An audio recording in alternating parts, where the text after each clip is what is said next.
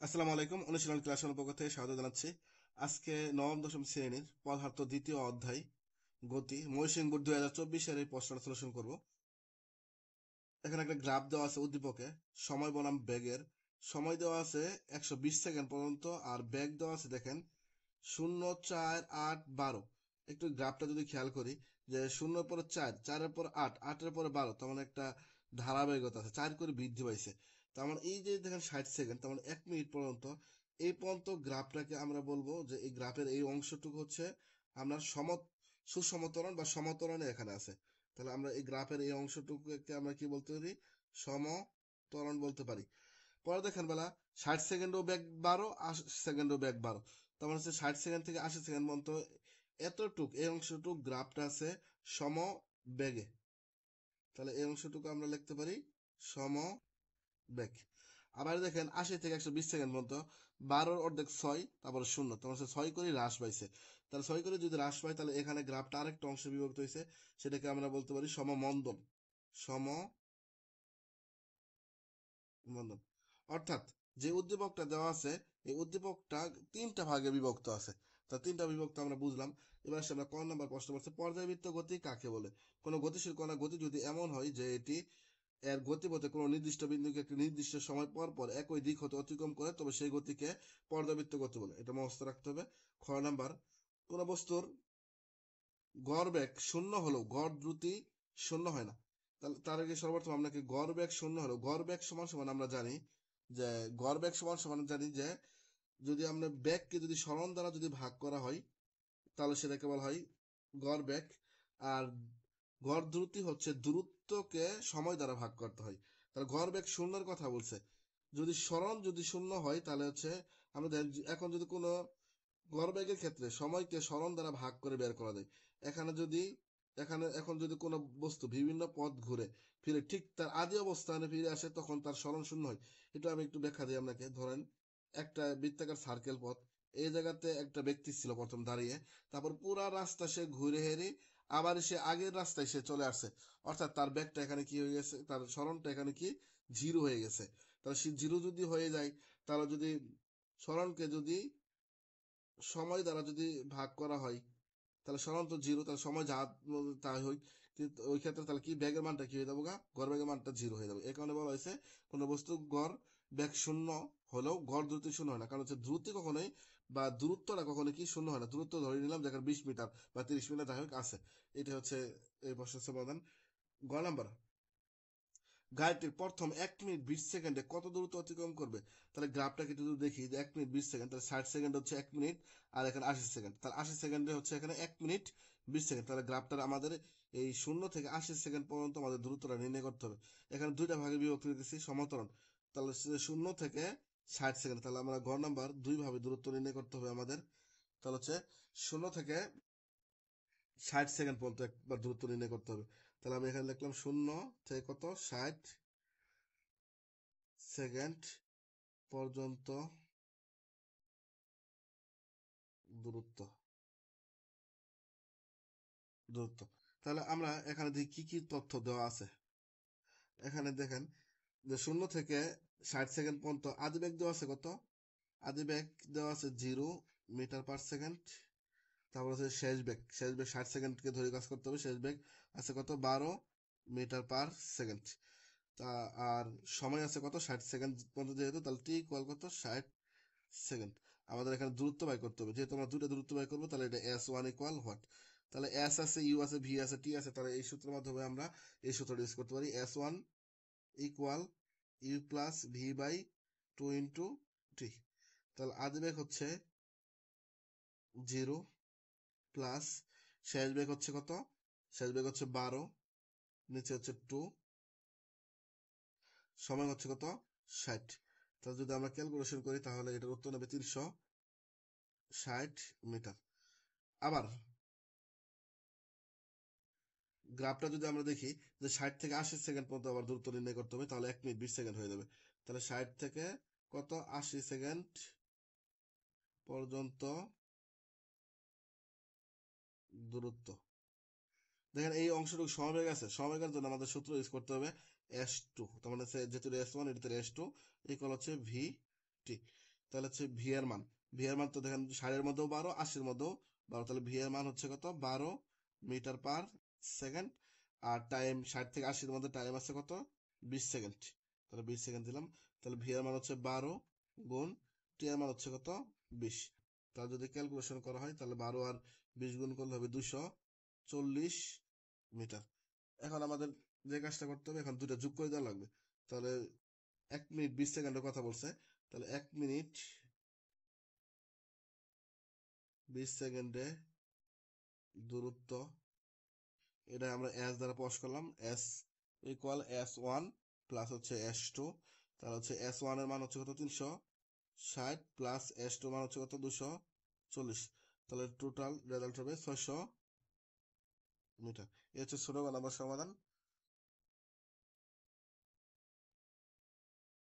আমরা এখন ঘ নাম্বারটা দেখব। ঘ নাম্বারটাতে দেখেন কি বলছে প্রশ্নতে, উদ্দীপকের তথ্যের ভিত্তিতে ত্বরণ সময় লেখচিত্রণ করতে বলছে, কিন্তু গ্রাফটা দেওয়া আছে সময় আর হচ্ছে বেগের গ্রাফ দেওয়া আছে। আমি কিছুক্ষণ আগে বলছিলাম যে এই গ্রাফটার 3টা ভাগে বিভক্ত আছে। প্রথম 60 সেকেন্ড পর্যন্ত হচ্ছে কি সমত্বরণ, তারপরটা আছে বেগ, পরে শেষে আছে সমমন্দন। তাহলে আমাদের 3টা ত্বরণ আপনাকে নির্ণয় করতে হবে, তখনই আমরা ত্বরণ বললাম সময়ের তারপর হচ্ছে গ্রাফটা লেখচিত্র অঙ্কন করতে পারবো। তাহলে প্রথমে আবার 0 থেকে কত সেকেন্ড পর্যন্ত 60 সেকেন্ড পর্যন্ত আমরা ত্বরণটা নির্ণয় করি। তাহলে 0 থেকে 60 সেকেন্ড পর্যন্ত ত্বরণ আগে নির্ণয় করি আমরা।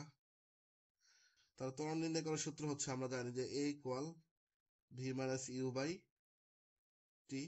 তাহলে দেখা কি কি তথ্য দেওয়া আছে। ভিতে আছে শেষ বেগ, তাহলে শেষ বেগ কত আছে 60 সেকেন্ড পর্যন্ত 12, তাহলে ভি এর মান হচ্ছে 12 মিটার পার সেকেন্ড। তারপর হচ্ছে আদি বেগ হচ্ছে কত, ইউর মান লাগবে এখানে, ইউ ইকুয়াল হচ্ছে 0 মিটার পার সেকেন্ড। আর টাইম, টোটাল টাইম হচ্ছে কত 60 সেকেন্ড। তাহলে আমরা ত্বরণ যদি নির্ণয় করি তাহলে ভি এর মানটা বসাই। ভি এর মান হচ্ছে 12, ইউর মান হচ্ছে 0, টি এর মান হচ্ছে কত 60। আমরা যদি ক্যালকুলেটর চাপি তাহলে হবে 0.2 মিটার পার সেকেন্ড স্কোয়ার। তাহলে আমাদের এবার আসি পরের দিন 60 থেকে 80 সেকেন্ড পর্যন্ত, এটা বেগে ছিল, বেগের ত্বরণ সবসময় 0 হয়। তারপর একটু প্রমাণ করে দিচ্ছি আমি আপনাদেরকে। 60 থেকে কত সেকেন্ড পর্যন্ত 80 সেকেন্ড পর্যন্ত ত্বরণ। তাহলে আমাদের ত্বরণ নির্ণয় করার সূত্র হচ্ছে A equal V minus U by T. তাহলে হচ্ছে ভিতে শেষ বেগ, দেন 80-তে বেগ আসলে কত 12 মিটার পার সেকেন্ড। আবারই দেখেন ইউ হবে কত 12, কারণ 60 থেকে 80 পর্যন্ত আমরা হিসাব করতেছি তার জন্য 12। আর টাইম হচ্ছে 60 থেকে 80 মধ্যে টাইম হচ্ছে 20 সেকেন্ড। তাহলে যদি আমরা ভি এর মান যদি বসাই 12 12, তাহলে টি এর মান যদি হয় 20, তাহলে 12 থেকে 12 মধ্যে 0, 20 দিয়ে 0 কে ভাগ করলে 0, এম এস ইনভার্স 2। তাহলে 60 থেকে 80 আমাদের 2টা ত্বরণ নির্ণয় হয়ে গেছে। এখন আমরা আরেকটা ত্বরণ নির্ণয় করতে হবে, সেটা হচ্ছে 80 থেকে 120 সেকেন্ড পর্যন্ত। তাহলে 80 থেকে 120 সেকেন্ড পর্যন্ত ত্বরণ। তাহলে আমার ত্বরণ নির্ণয়ের সূত্র একই রকমই, A equal V minus U by টি।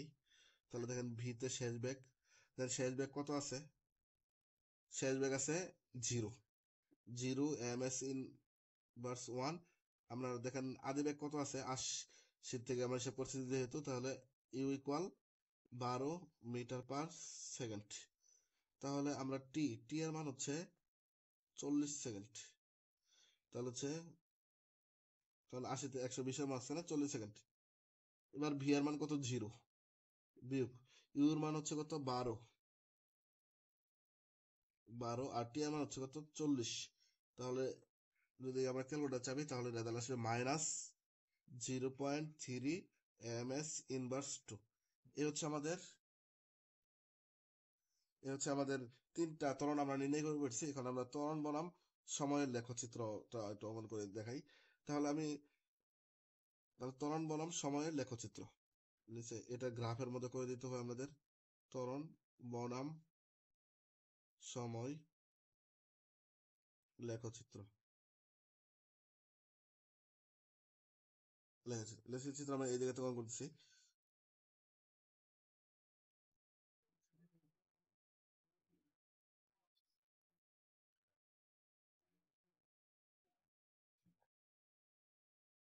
দেখেন নিচে সবসময় সময় হয়, তাহলে সময়টা আমি এই জায়গাতে লিখলাম, নিচে সবসময় সময় হবে আর এই সাইডে ত্বরণ হবে।